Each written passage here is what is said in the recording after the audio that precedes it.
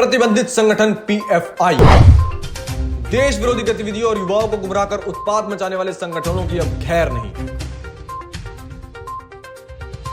कट्टरपंथी इस्लामिक संगठन popular front of India को गैर कानूनी संगठन बताते हुए उस पर प्रतिबंध लगाकर सरकार ने इस मामले में जीरो टॉलरेंस की नीति अपनाने की पुष्टि कर दी है। देश भर में आतंक फैलाने की उसकी पूरी सूची मौजूद है और उसी की बुनियाद पर उस पर 5 साल के लिए प्रतिबंध लगाए गए हैं।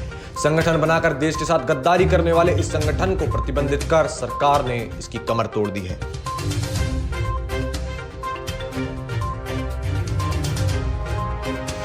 एनआईए की तरफ से अलग अलग राज्यों में छापे के दौरान जो सबूत इकट्ठा किए गए हैं वो इसकी काली करतूतों का पूरा दस्तावेज है। सबूतों के आधार पर 250 लोगों को गिरफ्तार किया जा चुका है और अब प्रतिबंध उसके ताबूत में आखिरी कील है।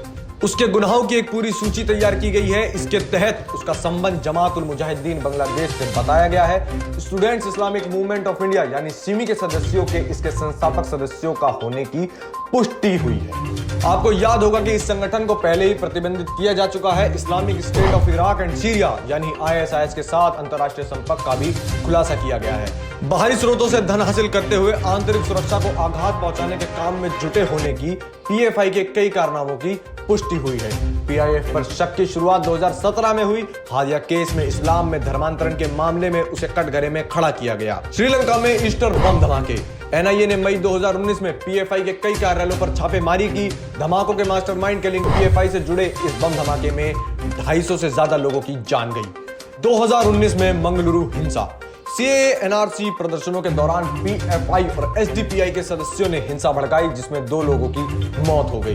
2020 में दिल्ली दंगा।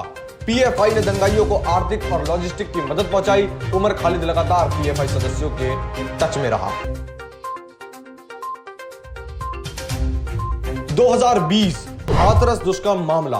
पीएफआई के खिलाफ देशद्रोह, धार्मिक घृणा को बढ़ावा देने और अन्य मामलों में कम से कम 19 केस दर्ज किए। पत्रकार सिद्दीकी कंपन को पीएफआई से संबंधों के आरोप में गिरफ्तार किया गया। 2020 में केरल सोना तस्करी मामला।